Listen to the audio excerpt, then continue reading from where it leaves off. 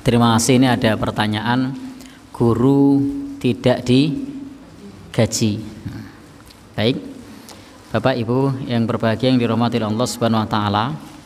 Pembahasan ini sebenarnya masuk ke dalam pembahasan fikih kontemporer tentang masalah apakah guru ngaji itu digaji atau tidak. Kalau di Timur Tengah seperti di Saudi Arabia, yang namanya masjid, yang namanya imam masjid, yang namanya khotib, yang namanya muadzin, itu tanggung jawab negara. Urusan selesai. Jadi masjid yang bangun siapa? Negara. Khotib yang gaji siapa? Negara. Maka kalau seperti di Timur Tengah misalnya, teks khutbah dikasih oleh negara. Kemudian misalnya juga apa yang diajarkan kurikulumnya diatur oleh negara, karena itu kewajiban negara. Sehingga mereka semua kehidupannya sudah ditanggung oleh Baitul Mal, oleh negara, termasuk untuk memakmurkan masjid. Sehingga kalau misalnya jenengan ke Masjidil Haram atau ke Masjid Nabawi, itu tidak menjumpai kotak infak meskipun yang datang orangnya ribuan atau jutaan orang. Tapi kalau di tempat kita, kalau kira-kira tempat berkumpul orang banyak gitu, kotak infaknya ada berapa? Ya, kira-kira ada tempat berkumpul orang banyak gitu, kotak infaknya disediain berapa kira-kira? Depan satu, mana lagi? Belakang, terus mana lagi? Samping, pintu masuk, mana lagi? Kamar mandi. Jadi baik. Jadi kalau misalnya seperti itu selesai, karena itu sudah dibiayai oleh negara. Nah, kalau tidak bagaimana? Bapak dan saudara berikan kesempatan bagi guru ngajinya untuk cari ma'isyah di tempat lain. Itu yang pertama. Yang kedua, bahwa di dalam ayat ittabi'u man la yas'alukum ajra tadi tidak terdapat larangan bagi orang ketika mau memberi. Nah, larangannya itu gurunya minta upah. Jadi hendaknya guru jangan minta upah. Nah, jadi tapi kalau dikasih upah boleh enggak? Boleh. Nah, karena di situ dikatakan ikutilah ittabi'u malla yas'alukum ajra. Ikutilah orang yang tidak minta upah kepada kalian.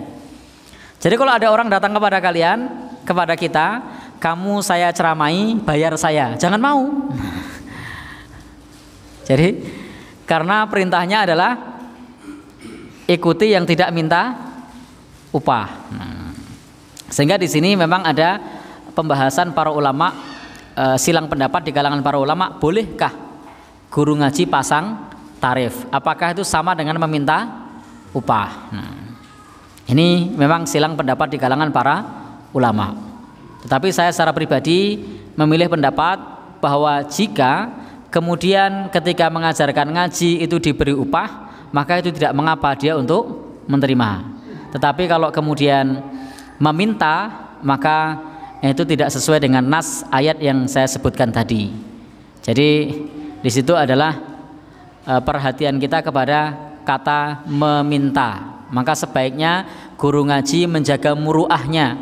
Jangan sampai mengajarkan ilmu agama minta. Nah, sinten ingkang betahaken kula wulang ngaji? Nah, sementen lho. Nah, saru. Tahu saru ya? Ya. Kemudian juga di dalam ayat Al-Qur'an disebutkan, Allah Subhanahu wa taala berfirman, innalladzina yaktumuna ma anzalna minal bayyinati wal huda mim ba'di ma bayyanahu lin-nasi fil kitab ulaika yal'anuhumullah. Sesungguhnya orang yang menyembunyikan. Jadi Al-Qur'an mengatakan sesungguhnya orang yang menyembunyikan.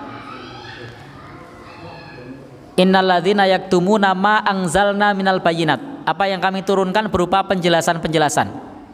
Wal huda, dan petunjuk. Mim ba'di ma bayyanahu lin-nas, setelah kami menjelaskan kepada manusia. Maksudnya siapa yang menyembunyikan ayat Allah, menyembunyikan tuntunan Allah setelah Allah Subhanahu wa taala jelaskan kepada kita, ulaika yal'anuhumullah, maka mereka dilaknat oleh Allah. Jadi kalau kita sembunyikan ilmu dilaknat oleh Allah.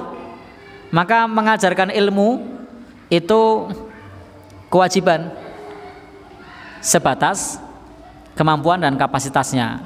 Seorang ayah kepada anaknya, kakak kepada adiknya. Tidak semuanya harus jadi ustadz, tidak semuanya harus jadi ulama. Enggak. Tetapi konteksnya adalah di sini kalau orang itu berilmu, maka kalau ilmu itu disembunyikan, maka Allah Subhanahu wa taala sebutkan yal'anuhumullah, dilaknat oleh Allah, wa yal'anuhumul la'inun, dan dilaknat oleh yang melaknat. Nah, sehingga agar tidak kena laknat itu apa? Ajarkan ilmunya. Jangan sampai kita tidak mengajarkan ilmu kecuali kalau dibayar. Jangan sampai kita tidak mengajarkan ilmu kecuali kalau dibayar. Maka ajarkanlah ilmu baik dibayar atau tidak dibayar. Apalagi khutbah Jumat. Saya mau khutbah Jumat kalau amplopnya tebal. Kasih aja amplop isinya apa biar tebal. Jadi Bapak dan Saudara, apalagi kalau khutbah Jumat itu sifatnya kewajiban, itu ibadah. Khutbah itu ibadah kok minta bayar. Itu sama saja sholat minta bayar. Khutbah itu ibadah apa enggak? Ibadah. Maka tidak sepantasnya khutbah minta bayar. Nah, kalau dibayar ya silakan, mau diterima monggo, enggak diterima monggo. Itu haknya. Nah, tetapi kalau kemudian minta bayar, unik. Orang khutbah kok minta bayar. Orang khutbah itu seperti orang sholat. Orang baca Quran kok minta bayar. Orang sholat kok minta bayar. Itu adalah ibadah. Ibadah itu Allah Subhanahu wa taala yang menilai. Jangan sampai kemudian kita minta kepada manusia. Baca Quran lalu minta bayar. Ini sudah saya bacakan, bayarlah saya. Nah, maka termasuk saya secara pribadi ketika ada orang ngundang saya untuk ruqyah, sering ditanya, ini biayanya berapa? Nyun sewu gratis pun boleh.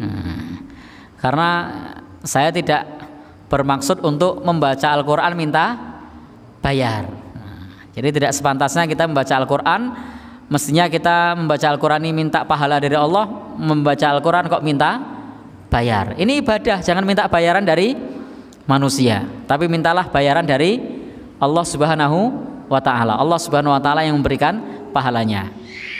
Maka Bapak dan Saudara, Ibu yang saya hormati, atas pertanyaan tadi, prinsipnya adalah tidak minta, tidak perlu pasang tarif.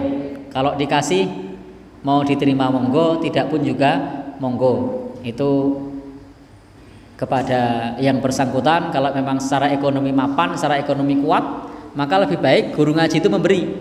Kalau misalnya dia secara ekonomi mapan, secara ekonomi kuat. Tapi kalau secara ekonominya masih biasa-biasa saja, terseok-seok, utangnya ukeh, terdaftar di BMT pengutang begitu misalnya, maka kalau diberi ya diterima.